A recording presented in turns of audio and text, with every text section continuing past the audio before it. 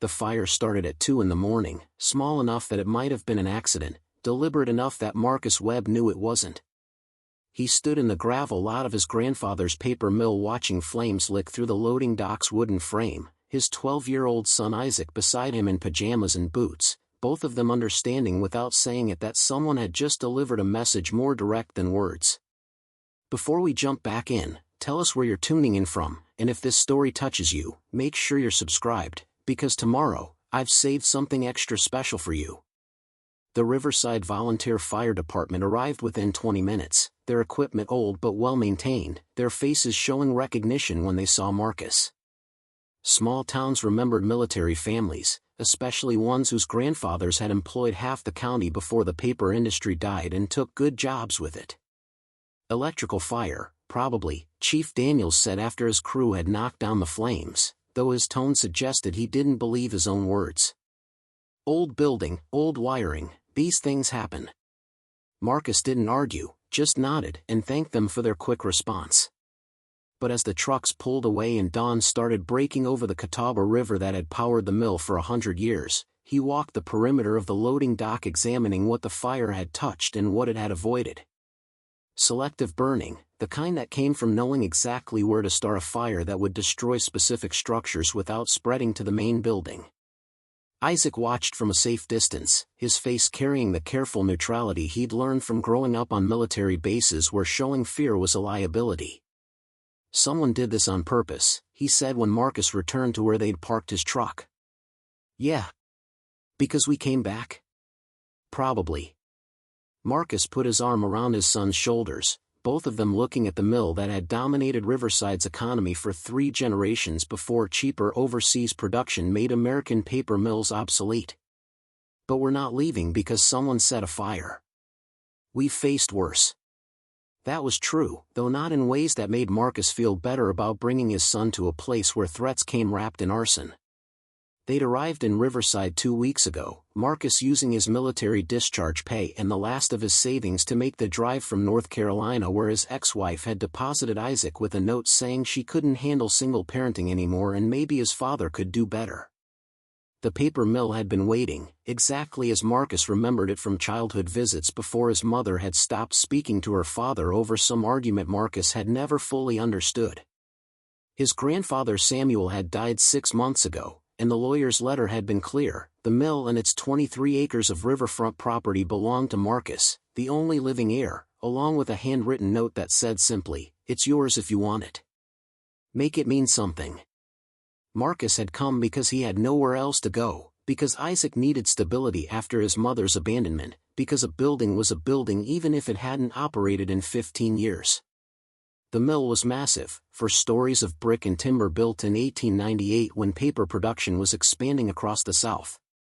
It sat on a bend in the Catawba River where water had once powered the machinery, where logs had been floated down from mountain forests and processed into newsprint and writing paper and cardboard. Now it was silent except for the river's constant flow, its equipment salvaged or rusted, its floors thick with dust and bird droppings, its windows mostly broken.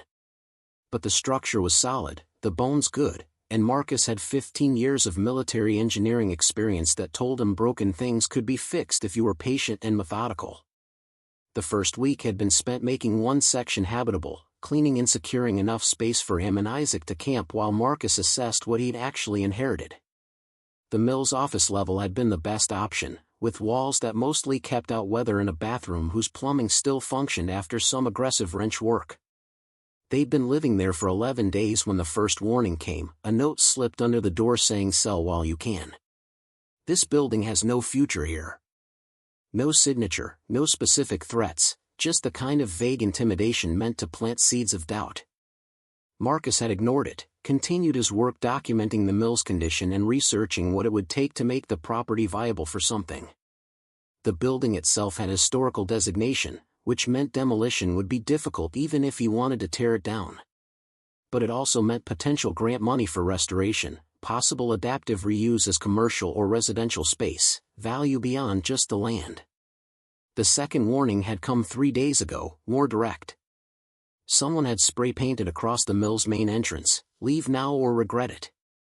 Marcus had photographed it, filed a report with the Riverside Police Department, and watched the officer taking notes show the expression of someone going through motions without expecting results. "You should know," Officer Patterson had said carefully, "there's been interest in this property for years. Development companies, investors, people who see potential in riverfront land this close to Charlotte. Your grandfather refused every offer, made some powerful people angry by being stubborn. And you think those people are threatening me now? I think you should be aware of the history. Samuel Webb was beloved by people who worked for him, but he made enemies among those who saw his mill as an obstacle to progress." Patterson had paused. "Just be careful. File reports when things happen, but understand that proof and accusations are different things." Now, standing in the aftermath of deliberate arson, Marcus understood what Patterson had been trying to tell him. Riverside was small enough that power concentrated in a few families, that influence mattered more than evidence, that newcomers, even ones with local family history, needed to tread carefully when established interests wanted something. Isaac tugged on Marcus's sleeve. "Dad, there's a truck coming." Marcus turned to see a new Ford pickup pulling into the gravel lot, its cleanliness and newness standing out against the mill's industrial decay. A man got out, maybe 50, wearing clothes that were expensive but trying to look working class. He approached with the confident posture of someone used to getting what he wanted. "Marcus Webb," the man called. "That's right. Vincent Carlisle. I own Carlisle Development Group, handle most of the commercial real estate in this area." He extended his hand, which Marcus took cautiously. "Heard about your fire. Terrible thing, these old buildings and their electrical problems." Fire chief said the same thing. "I'm sure he did." Carlisle's smile didn't reach his eyes. "Look, I'll be direct with you. This property has significant value, but only if it's developed properly. The mill itself is a liability, restoration would cost millions, environmental issues alone would bankrupt most investors. But the land, the river access, the proximity to Charlotte's expanding suburbs, that's worth something. You're offering to buy? I'm offering to save you a lot of trouble. $1.5 million for the property, transfer within 60 days.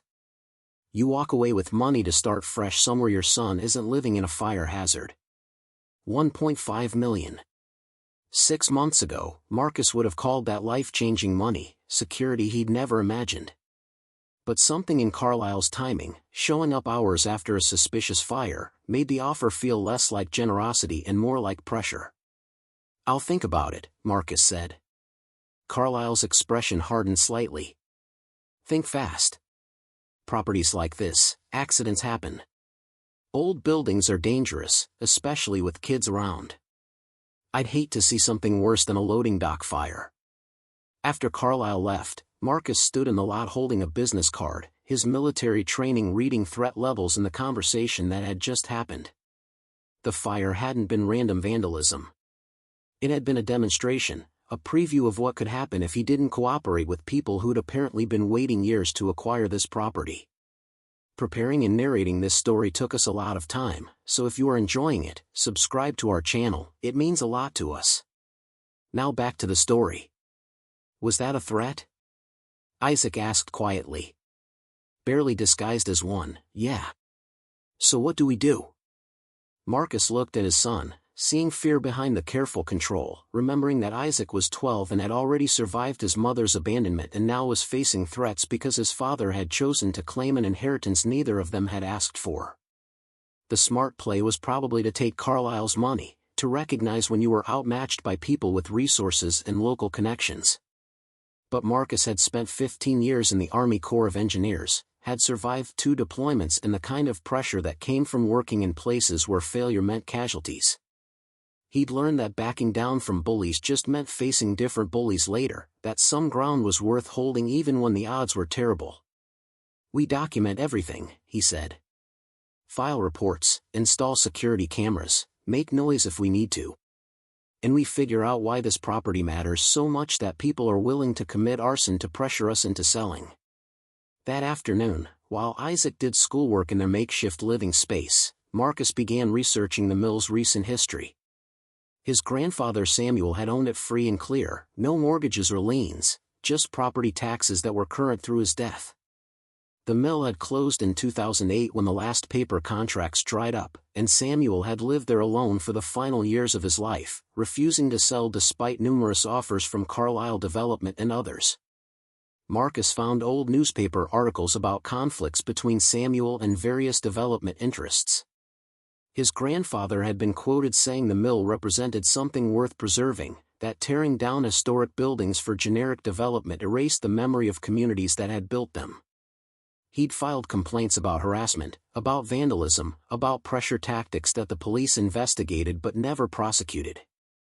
The pattern was familiar, the same kind of systematic pressure Marcus had just started experiencing. But Samuel had held out for 8 years after closing the mill, had died of natural causes without surrendering the property.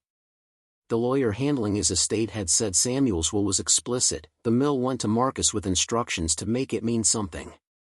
As evening settled over Riverside and the smell of burn wood still hung in the air, Marcus walked through the mill's main floor trying to see what his grandfather had seen. The building was vast, maybe 50,000 square feet across 4 levels, its ceilings high enough to accommodate the massive paper-making machinery that had once filled these spaces. The river ran past its eastern wall, visible through broken windows, its current constant and powerful enough to have driven water wheels and turbines for a century. He found his grandfather's personal office on the 2nd floor, locked but easily opened with keys the lawyer had provided. The space was frozen in time, exactly as Samuel had left it. A desk covered with papers, filing cabinets full of business records, photographs on the walls showing the mill in its working days when hundreds of people had earned livings here. One photograph caught Marcus's attention, showing Samuel standing with workers in front of the main entrance, dated 1995. The men wore the pride of skilled labor, the satisfaction of making something useful. Marcus recognized the expression from his own time in the Corps, the bond that formed when people worked together on difficult tasks. Behind the photograph, partially hidden by its frame, Marcus found an envelope addressed to him in his grandfather's handwriting. Inside was a letter dated 3 months before Samuel's death. Marcus, if you're reading this, you came back. I wasn't sure you would, after your mother and I stopped speaking and you disappeared into the military. But I hoped, because you're the only family I have left, and this mill deserves someone who'll fight for it. Carlisle Development has been trying to acquire this property for 20 years. They want the land for a planned community, high-end housing for Charlotte commuters. They've made offers, made threats, made my last years difficult in ways I couldn't always prove but always knew were deliberate. I held them off as long as I could, but I'm 83 and tired. The mill is yours now, along with the fight if you choose to take it. But there's something you should know, something that explains why Carlisle wants this land so badly. In 1952, my father discovered something while excavating for foundation repairs. A natural spring beneath the mill, flowing from underground reservoirs fed by mountain runoff. He had it tested, found it was some of the purest water in the region. We used it in paper production, but its real value was potential. That spring is still there, still flowing. Water rights in this area are becoming valuable as population grows and drought becomes more common. The mill sits on top of a resource that could supply thousands of homes, and those rights transfer with the property. Carlisle knows. His father knew. That's why they've been so persistent, why they'll continue being persistent with you. They're not just buying land, they're buying water, and in 20 years that water will be worth more than any buildings or historical significance. Hold the ground if you can. Make the mill mean something beyond profit. But protect yourself and anyone you care about, because people who fight over water don't give up easily. Your grandfather, Samuel Webb. Marcus read the letter 3 times, each pass revealing new implications. The mill wasn't valuable because of riverfront location or development potential. It was valuable because beneath it flowed a spring worth millions to developers planning communities that would need reliable water sources. The arson, the threats, Carlisle's perfectly timed offer, all of it made sense through this lens. They were trying to pressure him into a quick sale before he discovered what he actually owned, before he understood the true value of what his grandfather had protected. He descended to the mill's basement level, an area he hadn't fully explored yet, using his phone's flashlight to navigate spaces that hadn't seen regular use in decades. The foundation was solid stone and brick, massive timbers supporting the floors above, engineering from an era when buildings were designed to last centuries. He found it in the northwest corner, exactly where Samuel's letter suggested it would be. A natural spring emerging from bedrock, its water clear and cold, flowing into a channel that had once fed the mill's processing systems. The flow was substantial, maybe hundreds of gallons per hour, emerging from underground with the kind of pressure that suggested significant reserves beneath. Marcus knelt beside the spring, letting water run over his hand, feeling its temperature and force. This was what Carlyle wanted, what justified threatening a veteran and his 12-year-old son, what made a 100-year-old mill worth burning down rather than allowing its owner to discover its true value. He heard footsteps above, Isaac calling his name. Marcus climbed back to the office level, finding his son holding a camping lantern and looking worried. "You were gone a long time," Isaac said. "Found something important. Come here, I need to show you." They descended together to the spring, Marcus explaining what his grandfather's letter had revealed, what the water represented, why Carlyle was so determined to acquire the property. Isaac listened with the serious attention he gave to important things, processing information that would shape decisions about their future. "So we're not just fighting over an old building," Isaac said. "We're fighting over water that people need. Water that developers want to profit from, yeah. There's a difference between need and profit. What are we going to do?" It was the question Marcus had been asking himself since finding the spring, since understanding that walking away meant surrendering a resource that could be used for community benefit or captured for private profit.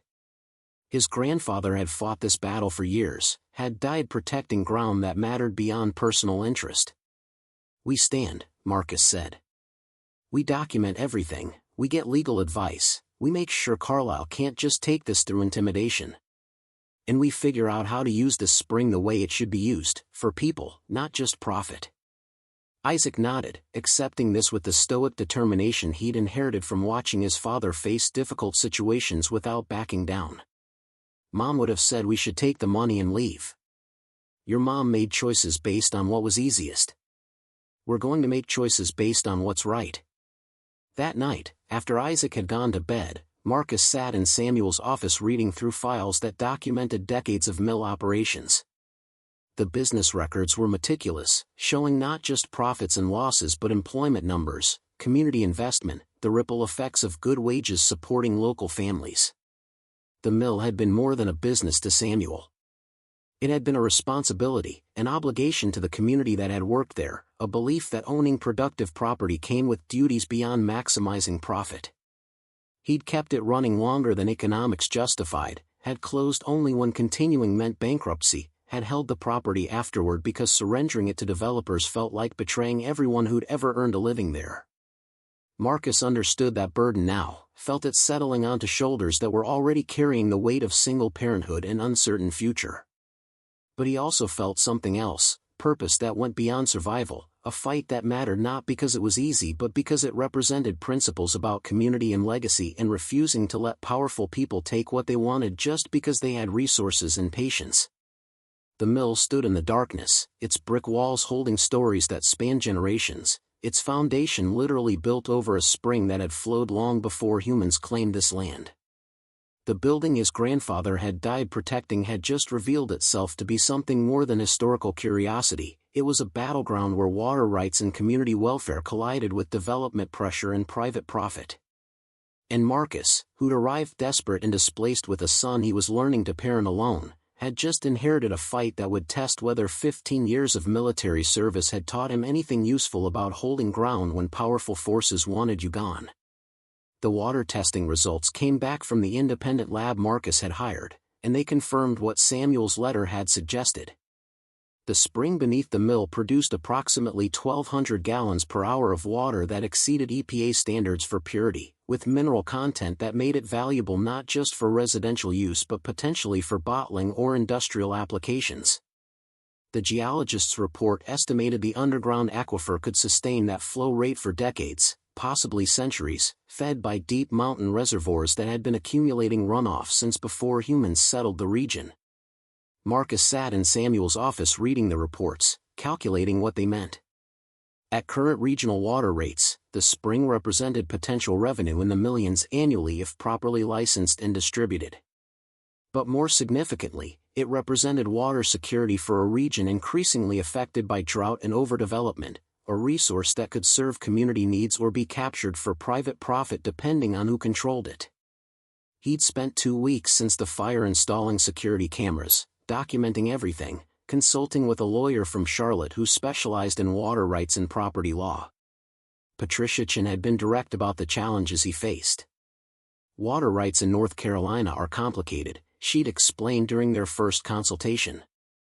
The spring is on your property, which gives you significant claim, but Carlisle can argue for riparian rights, can claim the underground aquifer extends beyond your property boundaries, can tie you up in litigation for years while continuing to pressure you. Can he just take it through legal maneuvering? Not easily, but he can make fighting expensive enough that you'd be financially motivated to settle. And if you're living on the property with your son, he can make conditions difficult enough that staying becomes untenable. Patricia had paused. Your grandfather fought this battle for 8 years. You should understand what that cost him before you commit to the same fight. Marcus had hired her anyway, filed water rights documentation with the state, begun the process of protecting what Samuel had left him. But he was learning that legal protection and practical security were different things, especially in small towns where power concentrated in families who'd controlled local development for generations. The second fire happened 3 weeks after the first, this time targeting the mill's old boiler room. The Riverside Fire Department responded quickly again, contained the damage before it spread to the main structure. Chief Daniels didn't even pretend to believe it was accidental this time. Whoever's doing this knows the building, Daniels said, examining the burn patterns. They're hitting areas that would be costly to repair but won't destroy the whole structure. It's pressure, not destruction. They want you scared, not homeless. Should I expect a third fire? Daniels's expression was uncomfortable, caught between professional duty and small-town realities. I can't tell you what to do, Marcus. But your grandfather dealt with this same kind of harassment for years. Some people thought he was stubborn to the point of stupidity, holding on to a dead mill when he could have sold for good money. Others respected him for standing on principle even when it cost him. Which side were you on? I worked at this mill for 5 years in the 90s, before the industry collapsed. Samuel paid fair wages, treated people with respect, kept the operation running longer than economics justified because he cared about the families who depended on those paychecks. Daniels gestured at the building around them. He was a good man who made powerful enemies by refusing to let them profit from what he'd built. I respected that, but I also watched it isolate him, watched it cost him relationships with family who thought he was being unreasonable. The mention of family struck something in Marcus, reminded him that his own mother had stopped speaking to Samuel over conflicts Marcus had never fully understood. My mother, did you know why she and Samuel fell out? Not the details. But I know it was about the mill, about his refusal to sell when she thought he should. Your grandmother had died, your mother was his only child, and she believed holding on to a failing business was stubbornness disguised as principle. Daniels paused. She wanted him to sell, move somewhere easier, stop fighting battles that were destroying his health. He refused, and they stopped speaking. He died without reconciling with her, which I know ate at him even if he never admitted it. After Daniels left, Marcus stood in the boiler room thinking about his mother, about the fact that she'd died 5 years ago from cancer without ever mentioning that Samuel was still alive, that Marcus had family and inheritance waiting in Riverside. She'd taken that silence to her grave, had denied him the chance to know his grandfather, had let bitterness over old conflicts erase family connection. Isaac found him there an hour later, his face showing the worry that came from watching his father process complicated emotions. Chief Daniels told me there was another fire. Are we okay? Yeah, we're okay. They're trying to scare us, not hurt us. But it's working, isn't it? You're scared. Marcus pulled his son into a hug, feeling Isaac's small frame against his chest, the weight of keeping him safe in a situation that was escalating beyond what he'd anticipated. "I'm concerned. There's a difference. Being scared means letting fear control your choices. Being concerned means being smart about risk while still standing for what matters. Does what matters include me not getting hurt?" The question cut through Marcus's rationalizations about principle and legacy, forced him to confront the fact that he was putting his 12-year-old son at risk because he'd chosen to fight rather than surrender. "You're the most important thing that matters. If I thought you were in real danger, we'd leave. But I think this is pressure, not violence. They want us gone, not dead. How do you know the difference?" Marcus didn't have a good answer for that, realized he was making calculations based on instinct rather than certainty, gambling his son's safety on the belief that Carlisle's pressure tactics wouldn't cross certain lines. It was the kind of decision that looked different depending on whether you were right or catastrophically wrong. That evening, after Isaac had gone to bed, Marcus received a visitor he hadn't expected. A woman in her 60s appeared at the mill's entrance, her posture suggesting she'd been arguing with herself about whether to come. She introduced herself as Eleanor Webb, Samuel's younger sister, Marcus's great-aunt. "I heard you'd come back," Eleanor said, her voice carrying complicated emotions. "Heard about the fires too, and the pressure from Carlisle. Figured it was time we talked." Marcus led her to Samuel's office, making coffee on the camping stove he'd been using for cooking. Eleanor looked around the space with the expression of someone seeing ghosts, memories overlaying present reality. "Samuel spent his last years in this office," she said.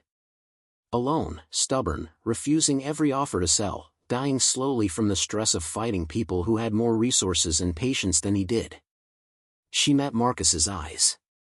"I loved my brother, but I also thought he was a fool. He could have sold, could have lived comfortably somewhere else, could have reconciled with your mother instead of dying estranged from his only child. Why didn't he sell? Because he believed this mill represented something worth protecting. Not just the building or the jobs that used to be here, but principles about community and legacy, and refusing to let powerful families take what they wanted just because they had money." Eleanor paused. "He also knew about the spring, understood that selling meant giving Carlisle control over water that should serve public good rather than private profit. He never told my mother about the spring. He tried. She didn't want to hear it, thought he was inventing excuses to justify unreasonable stubbornness. They fought, said things that couldn't be unsaid, and she left Riverside swearing never to speak to him again." Eleanor's expression carried old pain. "She was my niece, and I watched that estrangement destroy them both. Samuel died alone, and your mother died bitter, and neither of them would bend enough to heal the damage." Marcus felt the weight of family history settling onto shoulders already carrying enough burden. His mother's silence about Samuel suddenly made sense. She'd been protecting herself from regret, from the knowledge that she'd let pride destroy a relationship that mattered. "Why are you telling me this?" Marcus asked. "Because you're making the same choice Samuel did, standing on principle when powerful people want you gone. And I'm watching you with your son, seeing the same isolation beginning, the same pattern that destroyed my brother." Eleanor leaned forward. "Carlisle is offering you a way out that Samuel never got. Real money, enough to start fresh somewhere your boy isn't living in a building people are trying to burn down. Take it, Marcus. Don't repeat Samuel's mistakes. In the spring? The water rights that should serve community needs? Will be controlled by someone either way. Better to take money and use it to build a good life for Isaac than to die fighting a battle you can't win, leaving him with nothing but memories of a father who chose principle over safety." After Eleanor left, Marcus sat alone in the office wrestling with questions that had no clean answers. She was right that Isaac's safety mattered more than principle, that being a good father meant prioritizing his son's well-being over abstract concepts about legacy and community good. But he also knew that teaching Isaac to surrender when things got hard was its own kind of failure, that some lessons were taught through standing rather than retreating. The breaking point came 2 days later, not through violence but through something worse. Isaac came home from his first day at Riverside Middle School with a black eye and split lip, his face showing the careful control that meant he was processing something painful. "What happened?" Marcus asked, his voice tight with the kind of anger that came from seeing his child hurt. "Some kids said their parents work for Carlisle Development. Said I should tell you to sell the mill before worse things happen." Isaac's voice was steady despite the injury. "I told them we weren't selling. They said that was stupid, that my grandfather was stupid, that we were going to regret being stubborn." "Did you fight back?" "Tried to. They were older and there were 3 of them." Isaac met his father's eyes. "The teacher who broke it up said boys will be boys, that maybe I should think about whether being new here means I need to get along better with people whose families matter in this town." Marcus felt something cold settle in his chest, recognition that the pressure had shifted from property damage to targeting his son, that Carlisle was using children and complicit adults to deliver messages that couldn't be ignored. This was different from fires that damaged buildings. This was direct harm to Isaac, and it meant the stakes had escalated beyond property rights. He called Patricia Chin, explained what had happened. Her response was immediate and grim. "They're escalating because legal challenges are slowing their timeline. Water rights documentation is harder to contest than they expected, and they're getting impatient. But targeting your son crosses lines that could generate real legal consequences if you can prove coordination." "How do I prove that Carlisle told those kids' parents to pressure Isaac?" "You probably can't, directly. But document everything, file police reports, create a pattern that shows systematic harassment. And consider whether staying is worth the cost they're willing to inflict." That evening, Vincent Carlisle came to the mill himself, his expression showing calculation rather than sympathy. "Heard about the incident at school. Terrible thing, kids fighting. I hope your boy's okay." Marcus stood between Carlisle and the door, his military training reading threat levels and everything about this conversation. "You came to offer condolences?" "I came to make a final offer. $2 million, transfer within 2 weeks. Money goes into escrow tomorrow, available to you as soon as the deed transfers. Your son gets to finish the school year somewhere safe, and you get financial security you've never had." "And if I refuse?" Carlisle's expression hardened. "Then you're choosing to put Isaac in danger. The harassment will continue, will get worse, because people in this town have long memories about the Webb family and Samuel's stubbornness. Your grandfather died protecting this mill, but he didn't have a child to worry about. You do. You're threatening my son." "I'm explaining reality. This town has its own dynamics, its own loyalties. Families who work for me, whose livelihoods depend on my developments, they're not going to welcome outsiders who threaten their security. And a 12-year-old boy makes an easy target for pressure that adults can deflect." Carlisle moved toward the door. 2 weeks, Marcus. After that, the offer expires and you're on your own with whatever happens next." After he left, Marcus stood shaking with anger and fear, the careful control he'd maintained for weeks fracturing under the weight of direct threats against Isaac. This wasn't abstract principle anymore, it was his son's safety, and every instinct screamed that continuing this fight meant putting Isaac at risk he couldn't fully protect against.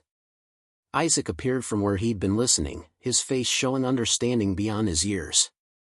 "He threatened me to make you sell." "Yeah. So what do we do?" Marcus wanted to say they'd fight, that they wouldn't surrender to bullies, that principle mattered more than comfort. But looking at his son's bruised face, at the trust in his eyes, at the vulnerability of a child who'd already survived his mother's abandonment and now faced targeted harassment because his father had chosen to claim an inheritance that came with battles attached, the words caught in his throat. "I don't know," he admitted. "I need to think."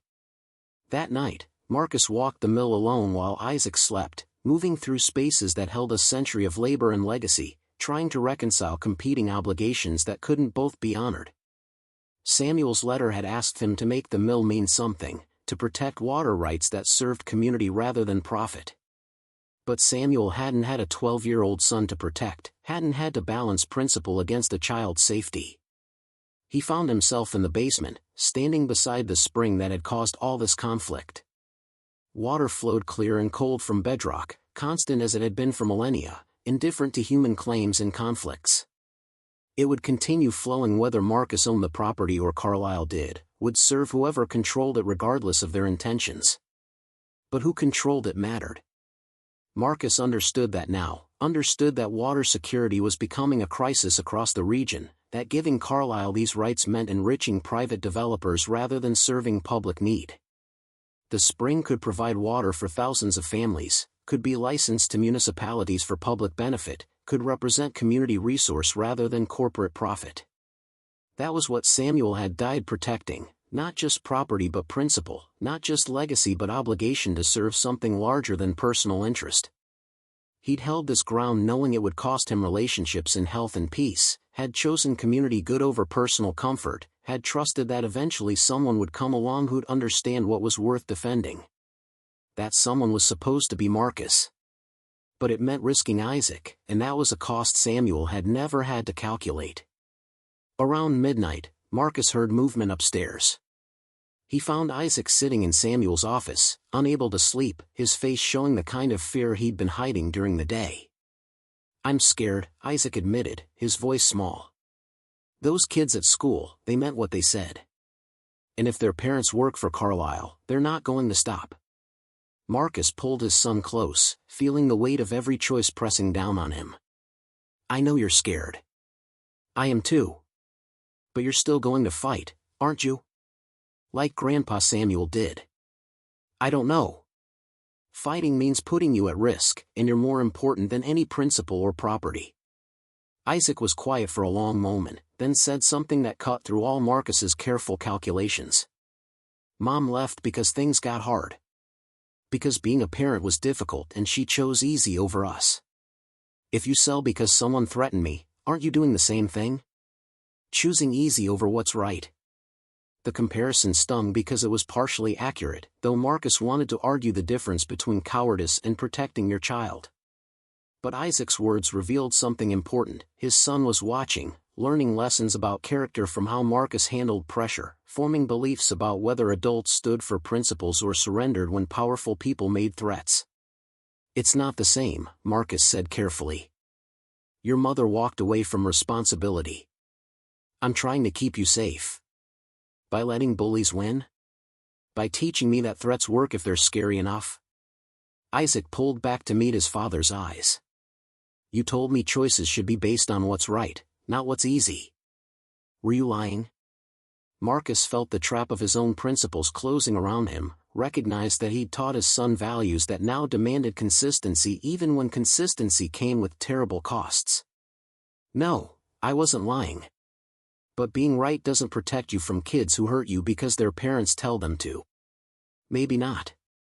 But running away doesn't protect me from learning that my dad gave up when things got hard." Isaac's voice was steady despite his fear. "I'm scared, Dad. But I'm more scared of becoming someone who quits when people threaten me. Because if I learn that now, I'll be doing it my whole life." The wisdom in those words, coming from a 12-year-old who'd already survived more hardship than most children faced, broke something in Marcus's careful defenses. His son was choosing to stand even while terrified, was asking his father to honor principles they'd talked about even when honoring them meant risk. And Marcus realized that Eleanor had been wrong about one thing: the choice between Isaac's safety and defending the mill was false. Teaching Isaac to surrender to threats might keep him physically safe in the short term, but it would damage something more fundamental about who he was becoming, what he believed about courage and principle and standing for what mattered. "Okay," Marcus said finally. "We stay. We fight. But we do it smart, not stubborn. We document everything, we build alliances with people in town who remember what Samuel stood for, we make enough noise that Carlyle can't operate in shadows." Isaac nodded, relief and fear mixing on his face. "Together? Together. Always." The next morning, Marcus filed assault charges related to Isaac's attack at school, forcing the police department to investigate rather than dismiss it as children fighting. He contacted the local newspaper, explaining the pattern of harassment and property damage, connecting it publicly to Carlyle's attempts to acquire the mill. He reached out to former mill workers, People who'd known Samuel and respected what he'd built, asking them to speak publicly about the water rights and why they mattered. The response was mixed. Some people supported him, remembered Samuel fondly, believed the spring should serve community needs rather than corporate profit. Others thought he was being foolish, repeating Samuel's mistakes, choosing principle over the practical reality that Carlisle always got what he wanted eventually. But enough people responded that Marcus wasn't fighting alone anymore. Former workers organized a town meeting to discuss water rights and development pressure. The newspaper ran a front-page story about the spring beneath the mill and questions about who should control it. Patricia Chen filed motions that would make Carlisle's acquisition more complicated even if Marcus eventually sold. The isolation that had destroyed Samuel's last years began to crack, replaced by the beginning of community engagement and questions that affected more than just one stubborn man defending one old mill. The fight wasn't over. Carlisle had resources and patience and local influence that Marcus couldn't fully counter. But it wasn't hopeless either, and that made all the difference between dying alone like Samuel had and standing with people who'd decided that some battles were worth fighting even when the odds seemed impossible. Marcus stood with Isaac watching the Catawba River flow past the mill, its current constant and powerful, its water connecting mountain springs to communities downstream in patterns that had existed long before property claims or development schemes. The mill his grandfather had died protecting had just become something more than inheritance. It had become a test of whether courage meant anything when powerful people wanted you gone, whether legacy was worth defending when defense came with costs that couldn't be calculated in advance. And Marcus, who'd arrived desperate and displaced with a son he was learning to parent alone, had just committed them both to a fight that would determine not just who owned the mill but what values they'd carry forward into whatever came next. The town meeting filled Riverside's community center beyond capacity, people standing along walls and sitting in aisles, drawn by questions about water rights and development pressure that affected more than just one family defending one old mill. Marcus stood near the front with Isaac beside him, both of them recognizing faces from the mill's working days mixed with younger people who'd only known the building as abandoned ruin. Vincent Carlisle attended with his lawyers, his expression showing calculation rather than concern. He'd spent 20 years building influence in Riverside, employing families and funding projects and establishing the kind of power that came from being essential to the local economy. One stubborn veteran and a community meeting weren't threats to that foundation, just minor inconveniences requiring management. The county water commissioner explained the technical details, how groundwater rights worked, how the spring beneath the mill had been grandfathered under old regulations, how transferring those rights required state approval that considered public interest alongside property ownership. The presentation was dry and procedural, but it established something important. Marcus's claim to the spring wasn't absolute, and neither was Carlisle's ability to acquire it through simple property purchase. Then came testimony from people whose voices carried weight Samuel had never managed to mobilize. Bill Henderson, who'd worked at the mill for 30 years, spoke about Samuel's commitment to fair wages and community investment. Martha Chen, who ran Riverside's Historical Society, explained the mill's architectural significance and the loss that demolition would represent. David Park, a hydrogeologist, presented data about regional water scarcity and why controlling the spring for private profit rather than public benefit would harm long-term community welfare. The testimony painted a picture of stakes that extended beyond Marcus versus Carlisle, of questions about whether communities could protect common resources or whether everything eventually got bought by whoever had the most money and patience. Carlisle responded with his own experts, people who argued that private development created jobs and tax revenue, that blocking legitimate business ventures hurt the local economy, that nostalgic attachment to abandoned buildings prevented progress that benefited everyone. His presentation was polished and professional, backed by data about employment and growth and the economic benefits his developments had brought to Riverside over 2 decades. But when the public comment period opened, something shifted.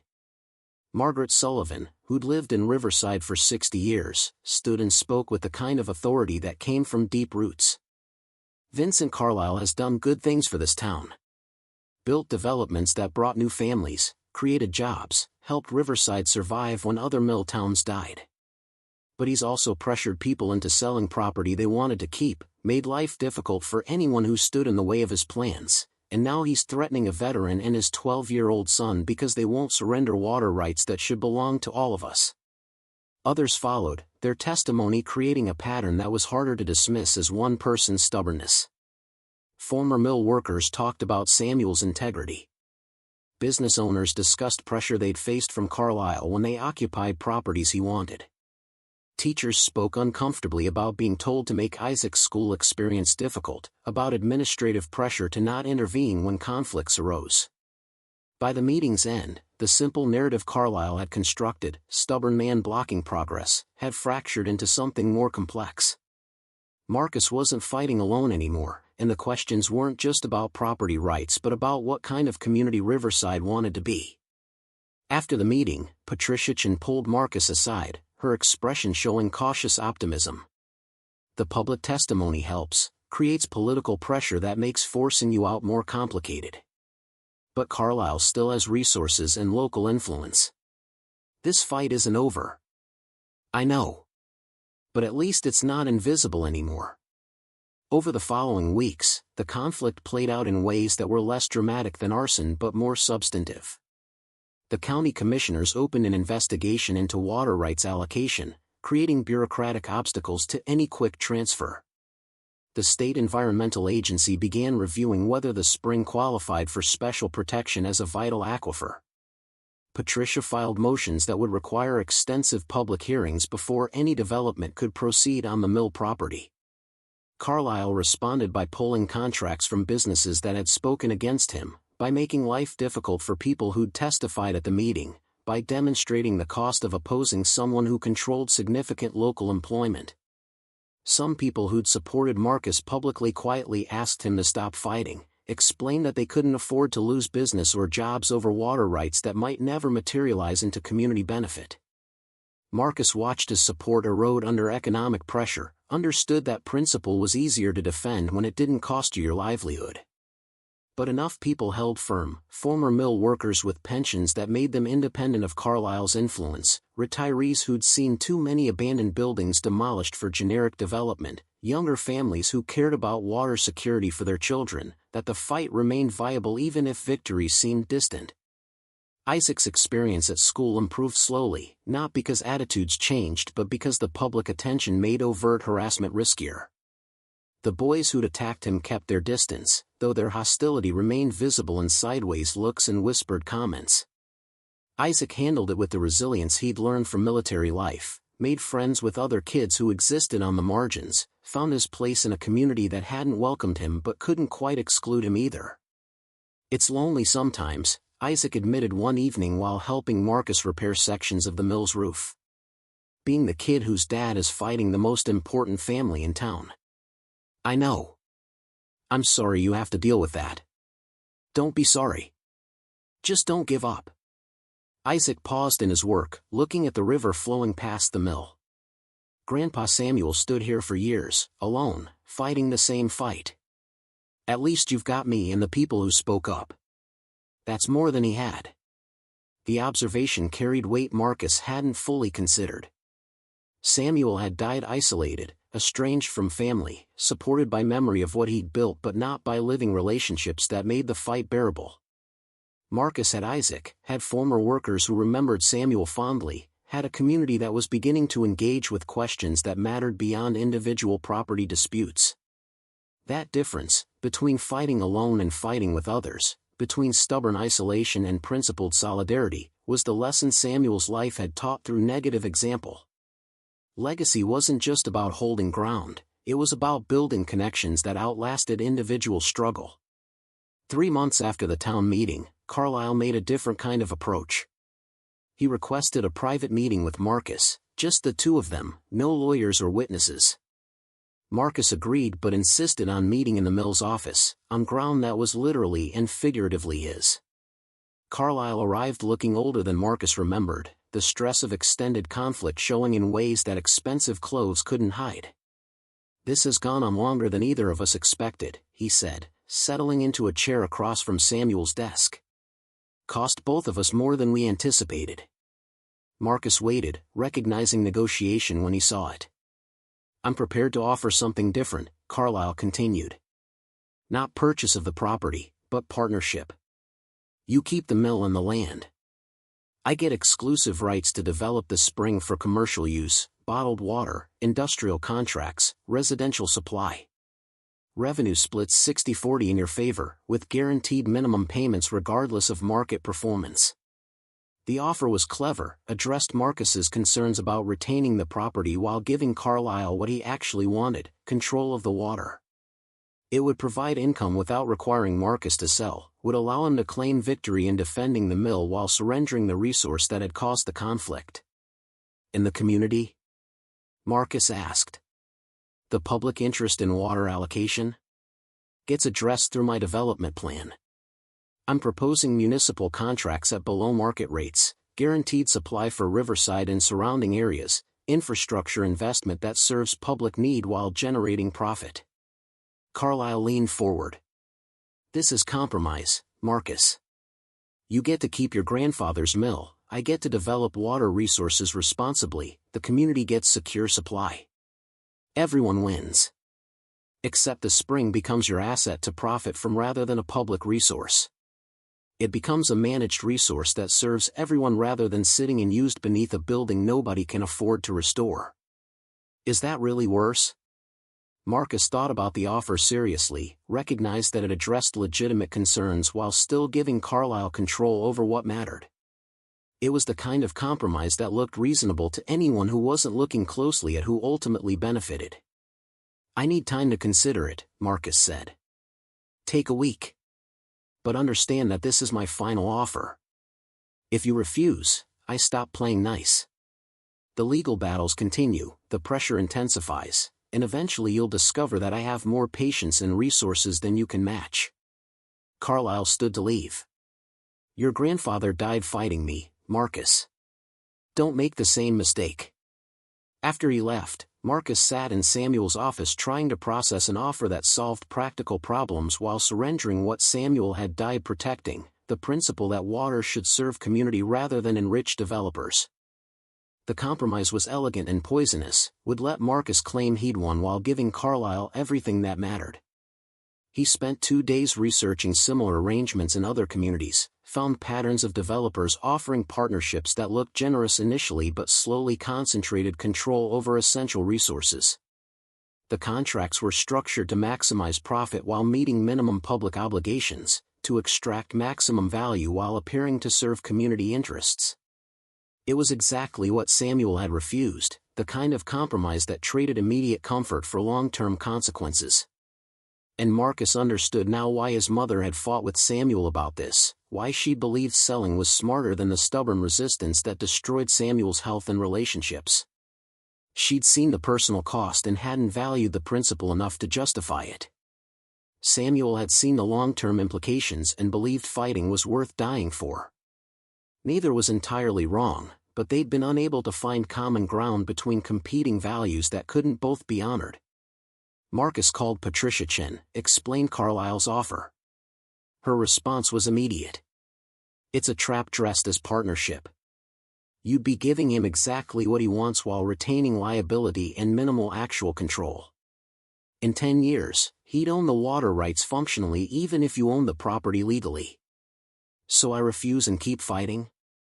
That depends on what you're willing to sacrifice. Samuel fought for 8 years and died alone. Are you prepared for that outcome? Marcus wasn't, which was the core problem. He had Isaac to think about, had relationships that mattered more than abstract principles about resource allocation. But he also had Samuel's letter asking him to make the mill mean something, had his son watching and learning lessons about whether adults stood for principles when standing was costly. The answer came from an unexpected source. Eleanor Webb returned to the mill, her expression carrying regret rather than the criticism she'd offered during her first visit. I spoke to some of Samuel's former workers after the town meeting. Heard what you're trying to do, how you're fighting not just for property but for something Samuel believed mattered. Did you come to tell me I'm being as foolish as he was? I came to apologize for that judgment. I watched my brother die fighting battles I thought were pointless, and I blamed him for choosing principle over relationships. But the people at that meeting, The testimony about water rights and community welfare made me realize Samuel was fighting for something real, not just being stubborn. Eleanor paused. Your mother and I were wrong to pressure him to sell. We saw the cost to him personally and couldn't see past that to what he was protecting for others. He died alone because of that fight. He did. But you're not alone. You've got Isaac, got community support Samuel never mobilized, got people who understand what's at stake. That's the difference that might let you succeed where Samuel couldn't. After Eleanor left, Marcus gathered Isaac and explained Carlisle's offer, laid out the choice honestly. We can take the partnership, keep the mill, get income that would make our lives easier. Or we can refuse, keep fighting for full control of the water rights, risk losing everything if we can't win. Isaac listened with the serious attention he gave important things. What would Grandpa Samuel want us to do?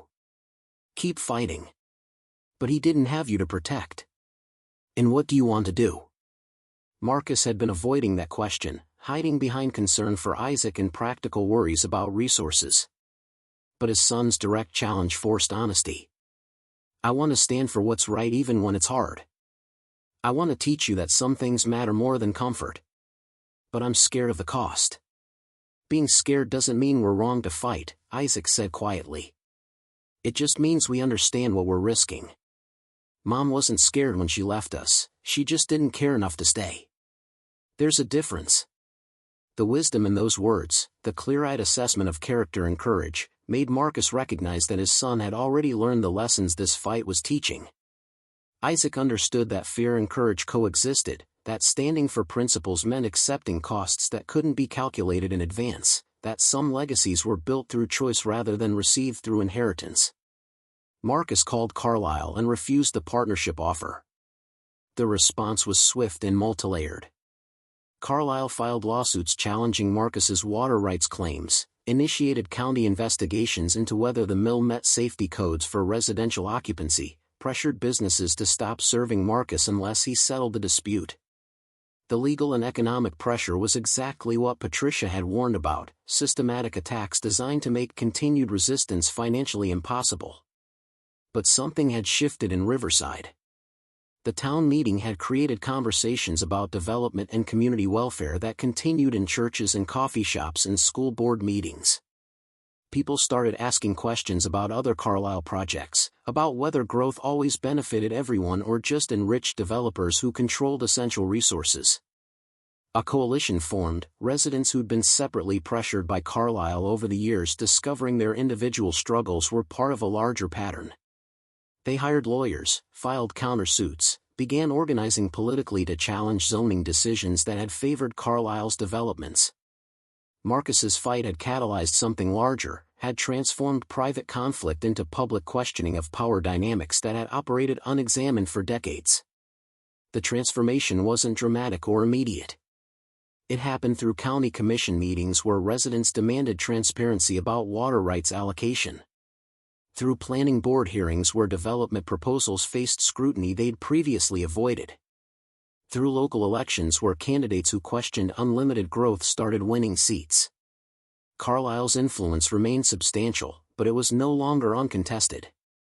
The assumption that he would eventually get what he wanted had cracked, replaced by recognition that communities could organize to protect shared interests if enough people were willing to do the work. 6 months after refusing the partnership offer, the state environmental agency ruled that the spring beneath the mill qualified for special protection as a vital aquifer serving public interest. The ruling didn't give Marcus absolute control, but it required that any development serve community welfare rather than purely private profit, that allocation prioritize public access over commercial exploitation. It wasn't total victory, but it was vindication of what Samuel had died protecting. The principle that essential resources should serve community rather than enrich developers, that water belonged to people who needed it rather than whoever could afford to buy control. Carlisle accepted the ruling with grace that barely concealed fury, announced plans to shift development focus to other properties, withdrew from active conflict while making clear this wasn't surrender but strategic repositioning. He remained powerful and influential, but he'd learned that Marcus wouldn't be pressured into selling and that continuing the fight risked political damage that outweighed potential profit. The mill stood through it all, its brick walls weathering another season of conflict, its foundation still protecting the spring that had caused so much struggle. Marcus began actual restoration work, using grants for historic preservation and careful planning that honored the building's industrial character while making it functional for new purposes. The transformation was slow and deliberate, converting sections into community spaces and affordable studios for craftspeople and small manufacturers who valued the mill's history. The spring was licensed to provide water for the building and for municipal use at rates that served public benefit, generating modest income while fulfilling the obligation Samuel had recognized. Isaac flourished in ways that surprised Marcus, found purpose in the restoration work and connection to the community that had watched them stand for something. He learned traditional crafts from former mill workers, documented the building's history for the Historical Society, became invested in Riverside in ways that went beyond defending property to actually building something meaningful. On a warm evening 1 year after Marcus had arrived in Riverside with Isaac and nothing else, they stood on the mill's restored second-floor overlook watching the Catawba River flow past, its current constant and powerful. The building hummed with quiet activity, the beginnings of the transformation they'd envisioned. "Do you think Grandpa Samuel would be proud?" Isaac asked. Marcus thought about his grandfather dying alone, fighting battles that had cost him everything including family relationships. "I think he'd be grateful. Not just that we saved the mill, but that we did it differently. Built community rather than isolation, found allies rather than fighting alone, taught lessons without the cost he paid. But we still paid costs. We did. Loneliness, harassment, months of uncertainty about whether we'd lose everything. But we paid them together, and that made them bearable in ways Samuel's costs never were." They stood together watching darkness settle over Riverside, the mill's lights glowing warm against the evening, its spaces holding purposes that honored what Samuel had built while serving present needs. The building had survived another transition, another generation taking responsibility for legacy that extended beyond property ownership to obligations about community and resource protection. Marcus thought about his mother, about the estrangement that had denied him the chance to know Samuel, about regrets that died with her untended. He couldn't repair that damage, but he could ensure Isaac never learned those lessons, never carried bitterness that destroyed relationships over conflicts neither party would bend enough to resolve. The mill stood as proof that some battles were worth fighting even when costs couldn't be calculated in advance, that legacy was built through choice rather than received through inheritance, that standing for principles meant accepting consequences that measured character more accurately than any easier path. Marcus had arrived desperate and displaced, had stumbled into a fight Samuel had died fighting, had been given the choice between comfort and principle with his son's safety hanging in the balance. He'd chosen to stand, and that choice had transformed not just his circumstances but his understanding of what inheritance actually meant. It wasn't just property or resources or wealth passed down through generations. It was obligation to protect what deserved protection, to serve something larger than personal interest, to build connections that outlasted individual struggle. Samuel had understood that, had died defending it, had trusted that eventually someone would come along who'd honor the trust without repeating his mistakes. That someone had been Marcus, though he'd arrived broken and uncertain, though he'd almost chosen the easier path of selling and walking away. But he'd listened to a dead man's trust, had honored principles that went deeper than property rights, had taught his son that some things were worth defending even when defense came with costs that transformed everyone involved. The land kept its secrets still, the river flowing past as it had for millennia, the spring beneath the mill continuing its constant emergence from depths that predated human claims. But it had given what mattered most, the opportunity to build something meaningful, the chance to honor trust placed in whoever was desperate enough and stubborn enough to stand when powerful forces wanted them gone. The mill breathed in the darkness, its purpose renewed, its legacy extended through choices that connected Samuel's struggle to Marcus's stand to whatever came next. That was enough.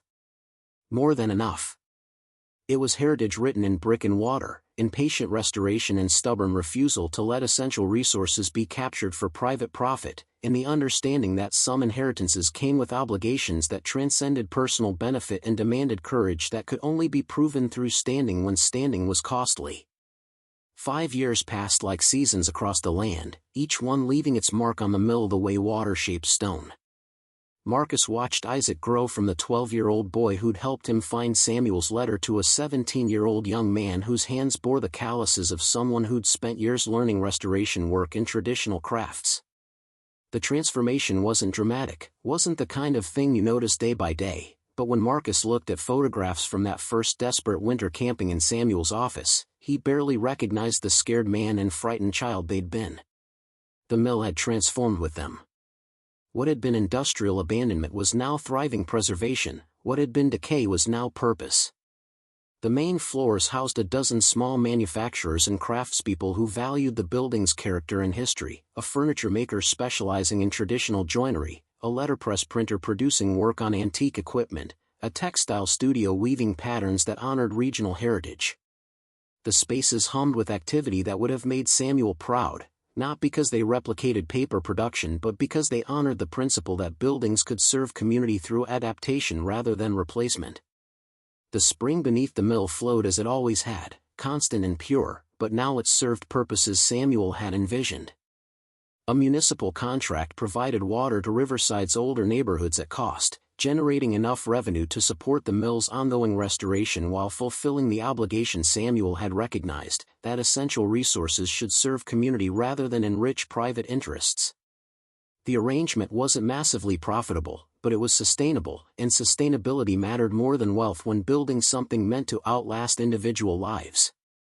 Isaac had become the mill's unofficial historian and youngest craftsperson, documenting its transformation while learning traditional skills from former workers who'd returned to teach new generations. He developed a particular talent for architectural preservation, understanding how buildings revealed their history through materials and construction techniques. His work had been featured in state historical journals, his photographs capturing the mill's evolution from abandoned ruin to functioning community space. Marcus had found his own purpose over those years, becoming something between property manager and community organizer, facilitating the mill's operations while ensuring it served the vision Samuel had died protecting. He'd also become an advocate for industrial building preservation across the region, consulting with other communities trying to save structures the economy had abandoned.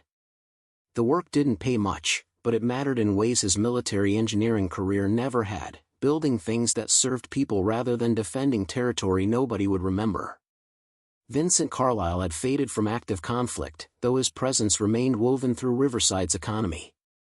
He'd shifted development focus to other projects, had built successful communities that generated jobs and tax revenue, had maintained influence even if his absolute control had been challenged by the coalition that formed around Marcus's stand. They saw each other occasionally in town, exchanged civil nods that acknowledged shared history without pretending friendship was possible. But something unexpected had emerged from their conflict. Paul Carlisle, Vincent's son who'd been one of the kids who attacked Isaac at school, had shown up at the mill 2 years after the water rights ruling. He was 19 then, home from college, carrying himself with the uncomfortable posture of someone seeking forgiveness for past actions. "I wanted to apologize," Paul had said, finding Marcus in the mill's workshop. "For what I did to Isaac, for being part of the pressure my father put on your family. I was 14 and stupid and thought loyalty to my father meant hurting people who stood in his way." Marcus had been wary, had spent years teaching Isaac to be cautious around Carlisle family members. But Paul's regret seemed genuine, and when Isaac joined them, something shifted. The boys who'd fought in middle school had both grown into young men capable of recognizing that their father's conflicts didn't have to become their inheritance. Paul had started visiting regularly after that, learning about preservation work, documenting the mill's history for a college thesis about how communities could save industrial buildings. His relationship with Vincent remained complicated, loving his father while questioning methods that had defined Carlisle business practices for generations. But he'd chosen a different path, studying urban planning and historic preservation, interested in development that honored what existed rather than erasing it for profit. The unlikely friendship between Isaac and Paul had created bridges that Marcus and Vincent could never have built directly. The boys worked together on preservation projects, talked about how their generation might do things differently, carried forward the possibility that old conflicts could end through choice rather than just exhaustion. On a warm evening in late spring, 7 years after Marcus had arrived in Riverside with Isaac and nothing else, they held what had become an annual tradition. The Mill Heritage Festival, a day when the building opened to the community, when craftspeople demonstrated traditional techniques, when the space celebrated not just its survival but its rebirth as something Samuel would have recognized and valued. Vincent Carlisle attended, as he had for the past 3 years, his presence no longer uncomfortable but accepted. He was older now, semi-retired, having handed most business operations to managers while he focused on grandchildren and hobbies that didn't require constant conflict. He stood watching demonstrations with an expression Marcus had learned to read, not quite regret, but recognition that some battles hadn't been worth their cost. "Your grandfather would appreciate what you've built here," Vincent said when Marcus joined him near the Springs viewing area. They'd installed interpretive displays explaining the aquifer and water rights history, making public what had been hidden and contested for so long. "He'd appreciate that we finished what he started," Marcus corrected. "But he'd also wish he'd done it differently, built community support instead of fighting alone. I spent 20 years trying to acquire this property, convinced it was essential to my development plans. Cost me relationships, reputation, peace of mind." Vincent paused. "Turned out I could build successful communities without it. The obsession was never about business necessity, it was about winning, about not being told no by someone I considered beneath my family's status." The admission carried weight that years of conflict hadn't produced, honesty that only came when stakes had diminished enough to allow reflection. "Why tell me this now?" "Because Paul asked me to. Said he was writing about generational feuds that damage communities, wanted to understand why I had been so determined to defeat your grandfather." Vincent's expression was complicated. "Talking to my son about it, hearing myself try to justify actions I can't really defend, made me recognize something Samuel probably understood before he died, that fighting over water rights was never really about water. It was about pride and control and the assumption that people like me always got what we wanted from people like him." Marcus thought about Samuel dying alone, estranged from family, isolated by conflicts that consumed his final years. "Did you ever regret the pressure you put on him? The harassment that defined his last decade?" "I told myself he brought it on himself by being unreasonably stubborn. But yes, I regret it. Not because I lost the battle, but because winning it wouldn't have been worth what it cost both of us." Vincent watched Isaac and Paul working together at a demonstration, the younger generation collaborating where their fathers had competed. "They're doing better than we did. Maybe that's what legacy actually means, not repeating our mistakes." After Vincent left, Marcus stood in the mill's main space watching people move through the building, hearing conversations about preservation and craft and community history. The crowd included former mill workers now in their 70s and 80s, people who'd known Samuel and had returned to see the building alive again. Their presence felt like vindication, proof that the fight had been worth its cost because something valuable had been preserved. Eleanor Webb found him there, her face showing the satisfaction of someone who'd lived long enough to see complicated stories resolve. "Samuel would be astonished by what you've built. He held this ground through pure stubbornness, never imagining it could become what you've made it. He gave me the foundation. I just had the benefit of learning from his mistakes. And the courage to stand when standing was costly. Don't diminish that." Eleanor paused, looking around the transformed mill.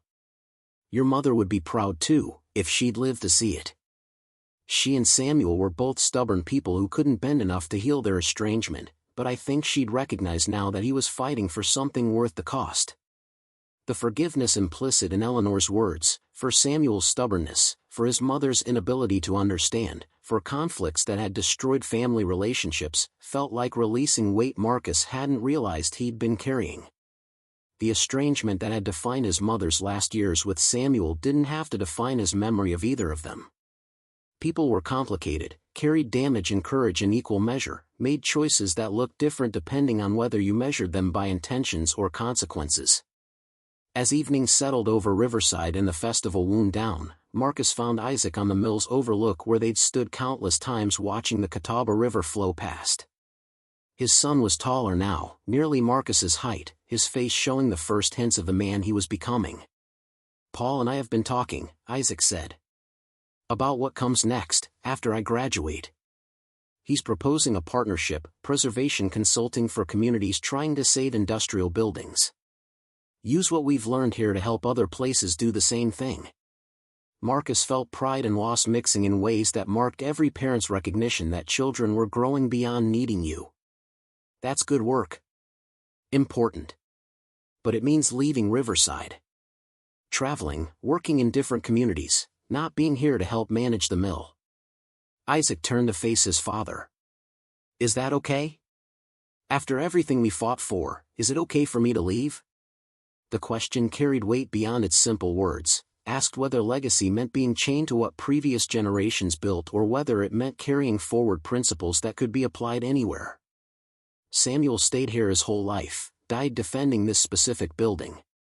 But the lesson wasn't about geography, it was about standing for things that matter even when standing is costly.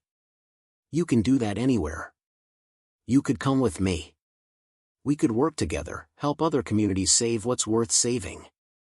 Marcus considered the offer, thought about the mill and the tenants who'd made it their workspace and the obligations he'd accumulated. I need to stay for now, make sure this place is stable enough to outlast me. But maybe eventually. When you've established yourself and don't need your old man slowing you down. They stood together watching darkness complete its claim on the day, the mill's lights glowing warm against the evening, the building breathing with purpose that honored Samuel's vision while serving present needs. The structure had survived another generation's transition, another passing of responsibility from those who'd fought to preserve it to those who'd carry its lessons forward. The years continued their steady progression, each one adding layers to the mill's transformation.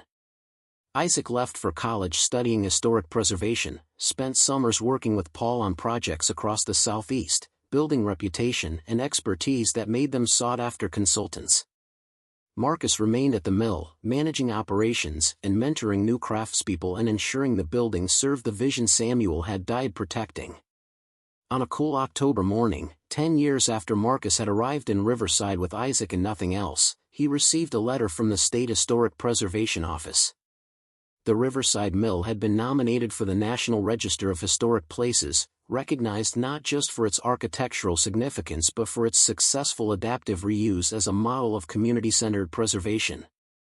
The recognition came with grant funding for additional restoration, official acknowledgement that the building's survival mattered beyond local history.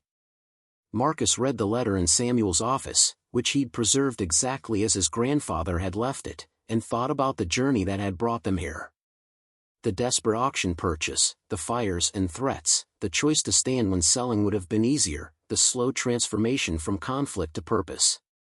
None of it had been planned, but all of it had been necessary, the pressure that revealed what mattered, the costs that proved commitment, the community support that made victory possible.